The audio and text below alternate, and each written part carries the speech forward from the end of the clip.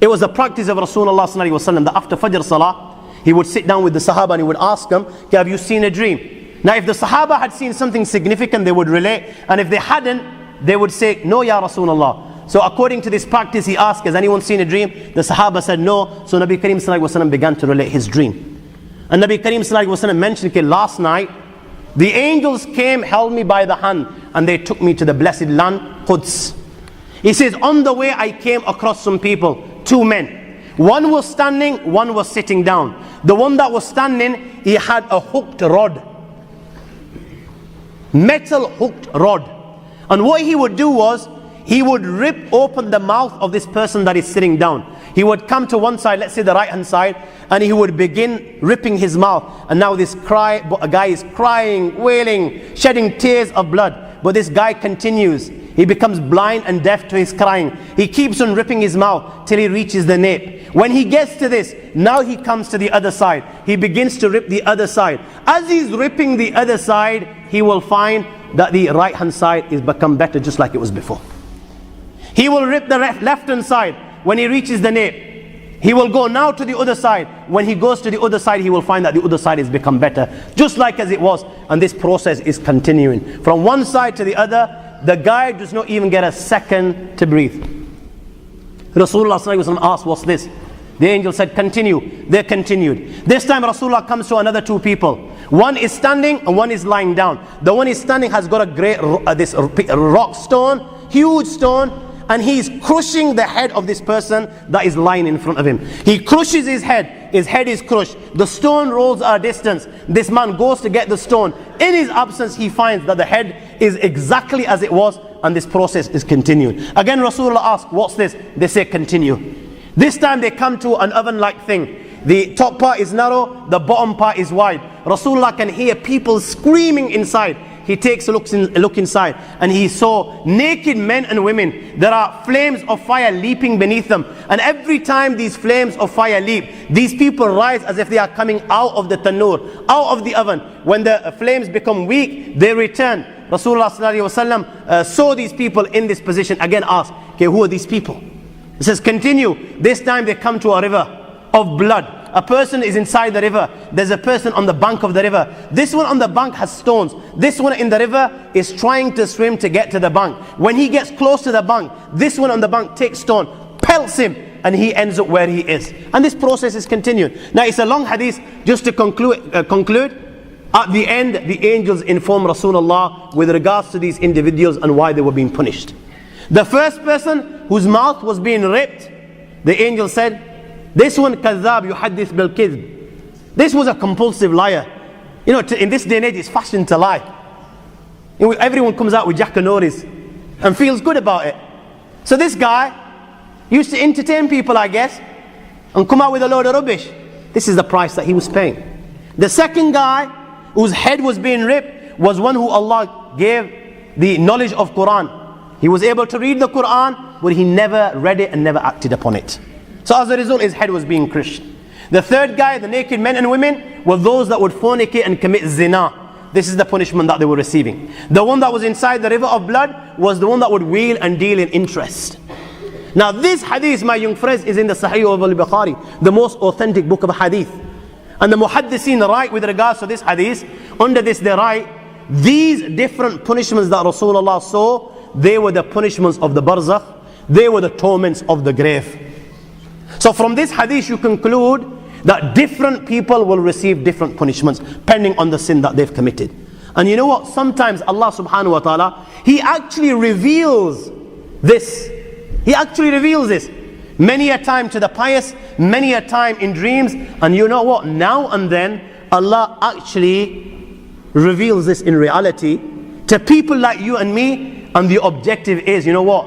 Abibi baaz aaja. Abibi baaz aaja.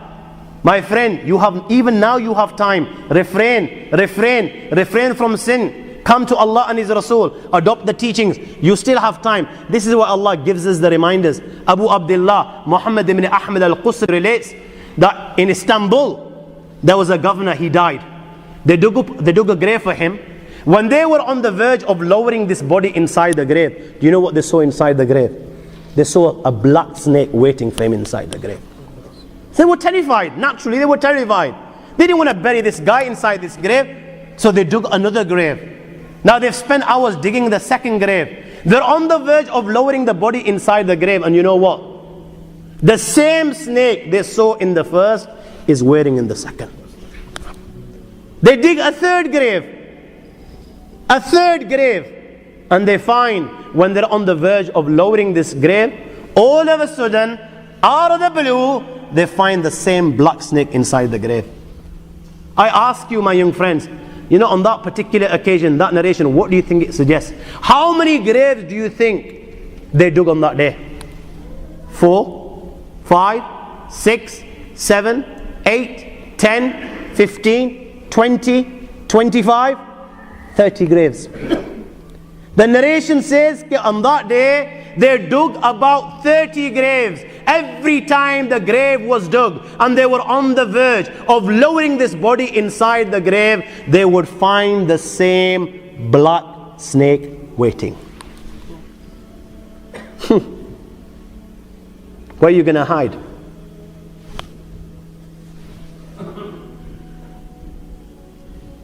It doesn't come any clearer than this.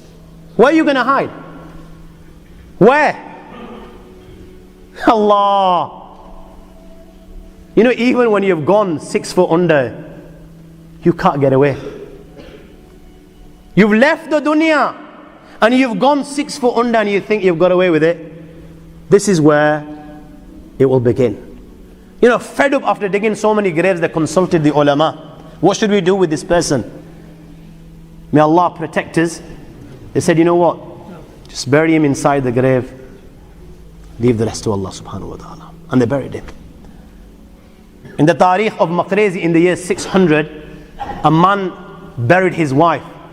And by mistake, his handkerchief, which had money inside it, fell inside the grave. Now he's gone home, realizing that the handkerchief is inside the grave.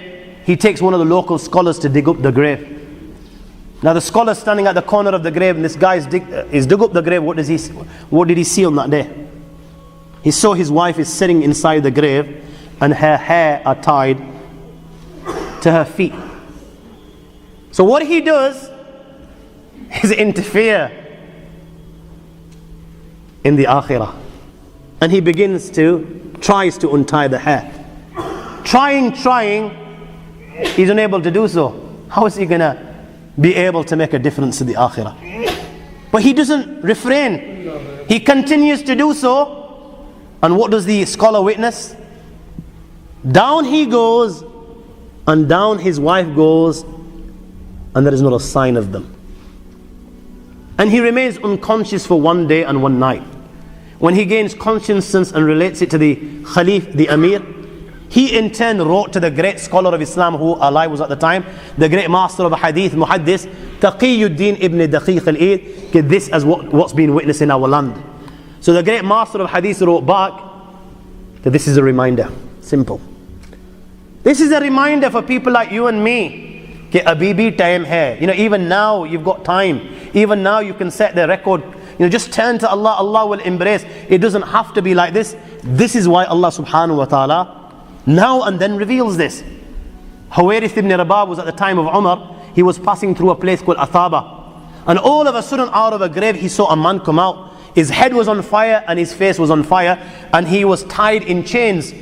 And he was begging for water. Iskini, iskini. He says all of a sudden another guy came out from the grave following him, saying, don't give the kafir anything, don't give the kafir anything. He grabbed him by his chains and dragged him back inside the grave again. Now obviously Huwayrith ibn Rabah was terrified, and so was the Sheikh. He says, I lost total control till I got to a place called Irku Zabia. That's where I read my Maghrib and Isha, and I head straight away to Medina al-Munawwara, to the great Umar Farooq radiallahu ta'ala anhu, and I related to him this incident which I witnessed. It says Umar Farooq looked into this, and it turned out that this man died in the days of ignorance. He belonged to the tribe of Banu Ghifar, and the sin that he would commit was he did not fulfill the rights of his guests. Abdullah bin Umar also witnessed a similar incident at the time of Rasulullah sallallahu alaihi wasallam, and when he related to the Messenger of Allah, Rasulullah sallallahu alaihi wasallam said that was the enemy of Allah, Abu Jahl, and Allah is punishing him in this manner right till the day of judgment.